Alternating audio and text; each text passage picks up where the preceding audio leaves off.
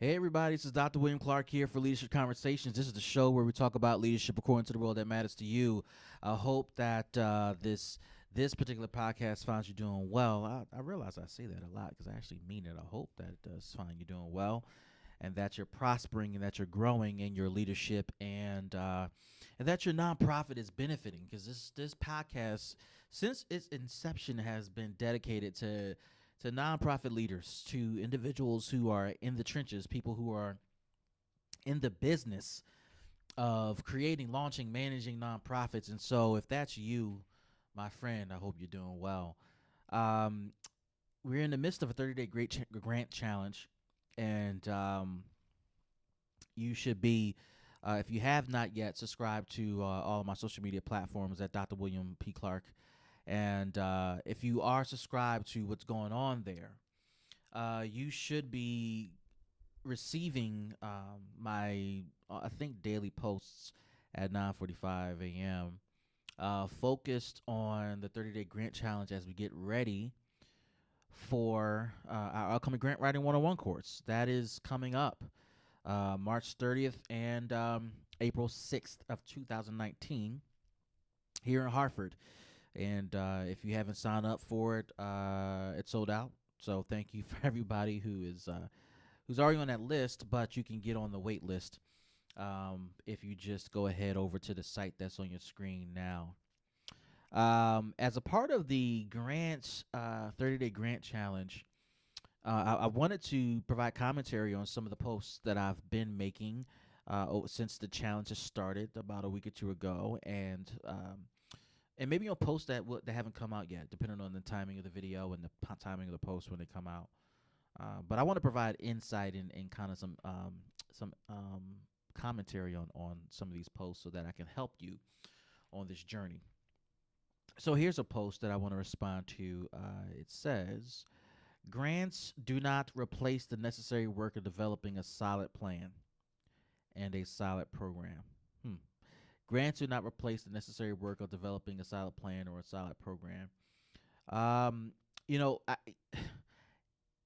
think some people think that grants can, solve all the problems that they see in their nonprofit. And that's not true. Grants do not solve problems.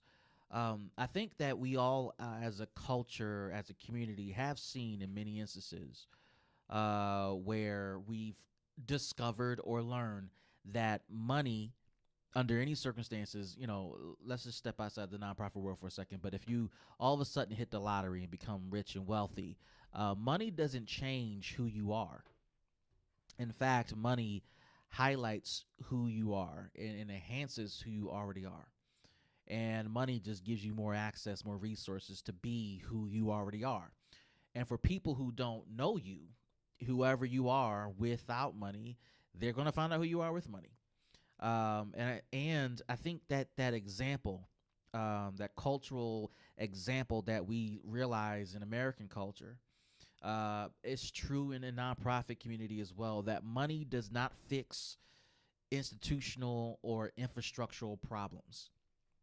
You can get $100,000, $500,000, $1 million grant. You can boost revenue tremendously for your nonprofit or your organization, and it won't change a thing if there is a void of plans, if there's a void of infrastructure, if there's a void of a philosophy of leadership and performance and program delivery and values that define the work you do.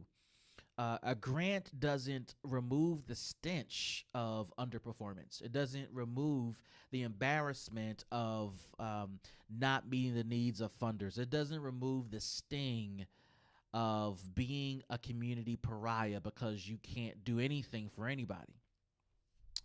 Grants only highlight what you already do well. There is a saying that I do subscribe to, and that saying is, if you're faithful over a few things, a few pennies, then you can be faithful over many. And that saying is true in so many areas, of business and nonprofit culture, and leadership, in our personal lives. The faithfulness you express in little things will automatically magnify to greater things. Now, The meaning behind that saying clearly suggests or clearly instructs us that it is during those times where we have very little to manage that we develop habits, and those habits are kind of solidified in those moments of obscurity and limited resources.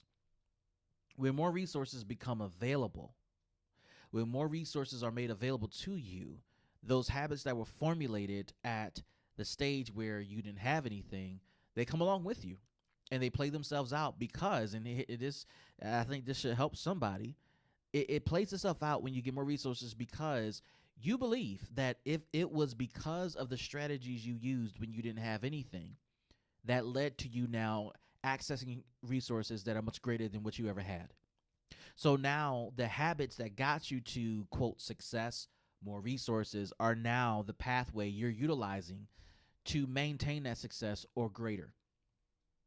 And that habit of thinking to say that I got here because of what I used to do when I had nothing establishes behavioral practices within you that are extremely disciplined.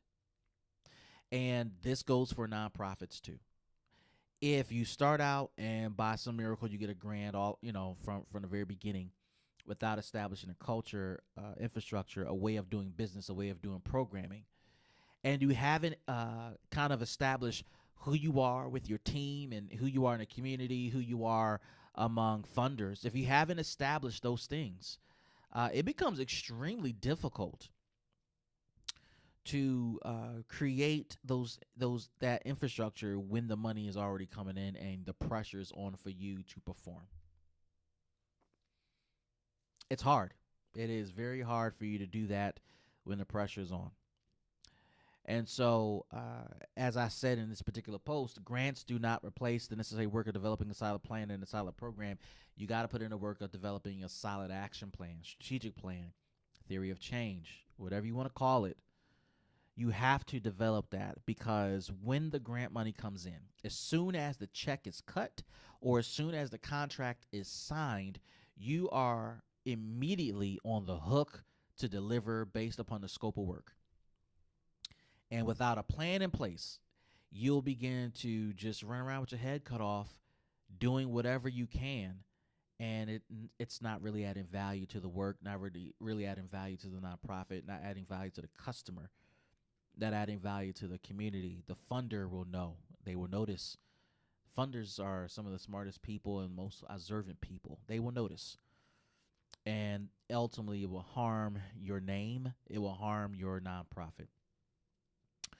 So with that being said, friends, I hope that, as you are getting ready to join us for the grant writing workshop in a couple of weeks, and as you are pursuing grant resources for your nonprofit, I hope that you are also spending more time developing a solid plan to guide you from point A to point B, knowing and believing that as that plan is developed and formulated, you all will you will see resources coming in to support that work, that plan, that effort, etc.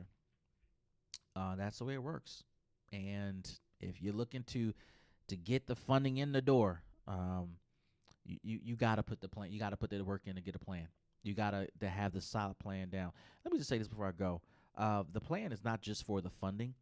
The plan is also, if not, dare I say, primarily for your staff, so they know what they're working on. They know why they're working on it. They know what their goals are. They know what they're ultimately working towards.